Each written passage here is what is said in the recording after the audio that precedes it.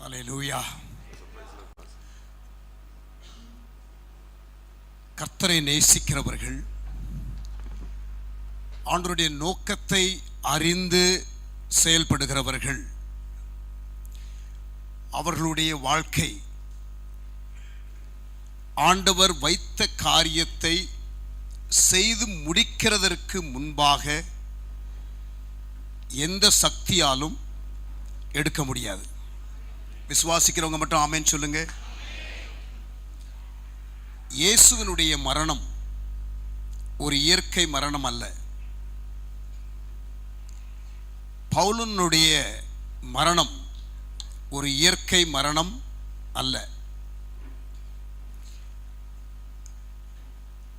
இயேசுவினுடைய மரணமும் ஒரு கொலை,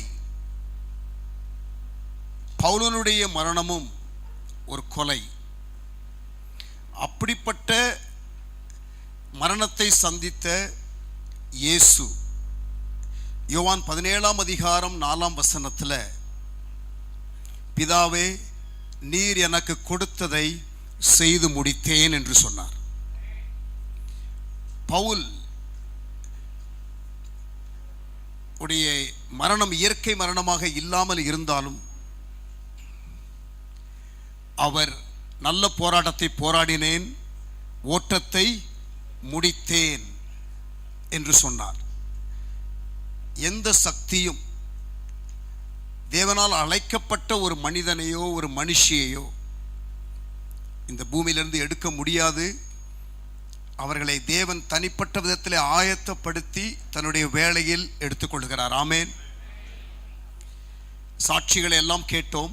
2 ஆண்டுகளுக்கு முன்பதாகவே இருந்து ரொம்ப கவனமாக எல்லா காரியத்தையும் நேர்த்தியாக செய்ய வேண்டும் என்று தன்னை அர்ப்பணித்து அதை ஒவ்வொரு நாளும் டைரியில் எழுதி வைத்து அதில் எழுதின ஒரு சில காரியத்தை நான் கேட்ட பொழுது மிகவும் ஆச்சரியம் அடைந்தேன்.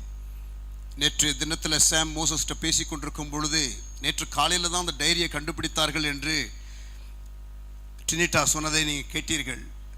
அதில் எல்லாத்தையும் நாங்கள் இன்னும் வாசிக்கலை. ஒரு சில பக்கத்தை நாங்கள் பார்த்து வாசித்த பொழுது, இவ்வளவு அம்மா ஜெபித்திருக்கிறார்கள், இவ்வளவு காரியத்தை அவர்கள் அவனுடைய சமூகத்திலே சொல்லி கேட்டிருக்கிறார்கள் என்ற காரியத்தை எல்லாம் அவர்கள் சொல்லி ஆச்சரியப்பட்டதை சாம் நேற்று சொன்னதை கேட்டேன். இப்பொழுது டினிட்டா சொன்னதை நாம் கேட்டோம். So God has well prepared her for this eternal rest. இந்த நித்திய இளைப்பாறுதலுக்கு ஆண்டவர் சரியாகவே ஆயத்தப்படுத்தியிருக்கிறார். ஆமேன். நேற்றைய தினத்தில் சங்கீதம் 23 ஒரு சின்ன ஒரு தாட் ஒன்று சொன்னேன் உங்களோடு கூட. இன்னொரு 2 or 3 மினிட்ஸில் இன்னும் சில காரியத்தை அந்த சங்கீதம் 23 சொல்லி நான் ஜெபிக்க விரும்புகிறேன். Psalm 23 எல்லாருக்கும் தெரிந்த சங்கீதம். கர்த்தர் என் மேய்ப்பராய் இருக்கிறார், நான் தாழ்ச்சி அடையேன். யார்கிட்டையோ சொல்றது போல சங்கீதக்காரன் சொல்லுகிறார். கர்த்தரை குறித்து இப்ப பேசுகிற ஒருவர் கேட்கிற ஒருவரிடத்திலே, கர்த்தர் என் மேய்ப்பராய் இருக்கிறார், நான் தாழ்ச்சி அடையேன். அப்ப பேசுகிறவர் ஃபர்ஸ்ட் பர்சன், கேட்கிறவர் செகண்ட் பர்சன். ஆனால் பேசும்பொழுது கான்வர்சேஷன்ல ஆண்டவரை குறித்து பேசுகிறபடினால அது தேர்ட் பர்சன், இலக்கண நடையில அப்படித்தான் ஆரம்பிக்கிறார். கர்த்தர் என் மேய்ப்பராய் இருக்கிறார், நான் தாழ்ச்சி அடையேன். அவர் தேர்ட் பர்சன்.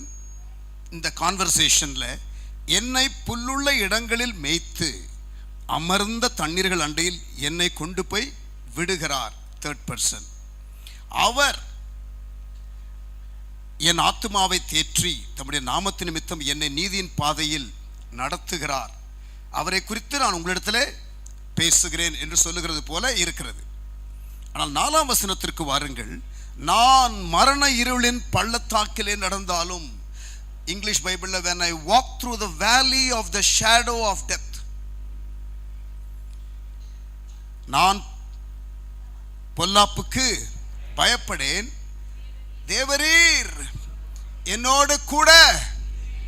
திடீரென்று அந்த ஆபத்தான நேரத்தில் சங்கீதக்காரன் தேவனை நெருக்கமாக உணர்கிறார். சடனா கான்வர்சேஷன்ல காட் பிகம் செகண்ட் பர்சன். யார்ட்டையோ பேசிக்கிட்டு இருந்தவர் இப்ப திடீர்னு இங்க நேரடியாக பேசுகிறதை நீங்கள் அந்த வசனத்தில் வாசிக்கலாம். தேவரீர் என்னோட கூட இருக்கிறீர், உமது கோலும் உமது தடியும் என்னை தேற்றும். என் சத்துருக்கள் முன்பாக நீர் எனக்கு ஒரு பந்தியை ஆயத்தப்படுத்தி என் தலையை என்னையால் அபிஷேகம் பண்ணுகிறீர், என் பாத்திரம் நிரம்பி வழிகிறது. அப்ப 4ஆம் வசனத்திலும் 5ஆம் வசனத்திலையும் God has suddenly become second person in the conversation of the psalmist. என் ஜீவனுள்ள நாளெல்லாம் நன்மையும் கிருபையும் என்னை தொடரும், நான் கர்த்தருடைய வீட்டிலே நீடித்த நாட்களாய் நிலைத்திருப்பேன். முடிக்கும் பொழுது திருப்பி தேர்ட் பர்சனுக்கு வந்து, ஆனால் அந்த நெருக்கமான நேரத்தில் கர்த்தர் கூட இருக்கிறார் என்ற சத்தியம் மிகவும் உண்மையானது. ஆமேன். பைபிள் முழுவதும் நீங்கள் படித்து பார்த்தீங்கன்னா ஆண்டவரை குறித்த ரெவலேஷன் தேவனுடைய மனிதர்கள் எழுதி வைத்திருக்கிறார்களே, அதெல்லாம் கடினமான நேரத்தில் வந்த revelation. In every crisis, if you are very careful, you can tap on to the deeper revelations of God. Every crisis in life is accommodated by a divine revelation of God. Jehovah ஈரே என்ற வெளிப்பாடு சொந்த மகனை பலிபீடத்திலே கொண்டு போய் வைக்கிற நேரத்திலே வந்தது. யெகோவா ராஃபா என்ற வெளிப்பாடு கசப்பான தண்ணீர், குடிக்க தண்ணீர் இல்லாத அந்த ஒரு வேளையில், அந்த ஒரு பிரேக் த்ரூ டைம்ல காண்கிற தேவன் என்ற பெயர் ஆகாருக்கு எல்லாம் இழந்து தனியாக ஓடி தனியாக அழுது கொண்டிருந்த நேரத்தில் காண்கிற தேவன் என்ற வெளிப்பாடு வந்தது. Every crisis in life is accommodated by a divine revelation of God. அல்லேலூயா. கர்த்தர் ஆழமான வெளிப்பாடுகளை இந்த கடினமான நேரத்தில் இந்த குடும்பத்திற்கு கொடுத்து நடத்துவாராக. இன்னும் ஒரே ஒரு காரியம், சங்கீதம் 23 மரண இருளின் பள்ளத்தாக்குன்னு தமிழ் பைபிளில் இருக்குல்ல, இங்கிலீஷ் பைபிளில் even when I walk through the valley of shadow of death, மரண நிழல் என்று சொல்லப்பட்டிருக்கு. இங்கிலீஷில் நிழலுங்கிற வார்த்தை இல்லை, நிழல். நிழலை குறித்த ஒரு உண்மை என்ன தெரியுமா? அதில் சப்ஸ்டன்ஸ் இல்லை.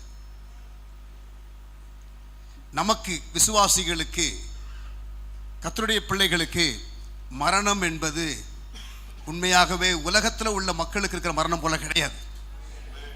அதை குறித்து நிறைய நீங்கள் கடந்த 2 நாள் கேட்டீங்க. there is no substance to the shadow. ரெண்டாவது, ஷேடோவில் நீங்கள் பார்த்தீங்கன்னா it always looks bigger than the real image. Real இமேஜை விட ஷேடோ பெருசாக தெரியும். மூன்றாவது என்ன தெரியுமா? ஒரு ஷேடோ இருக்குதுனாலே பக்கத்தில் எங்கேயோ வெளிச்சம் இருக்குங்கிறது உண்மை.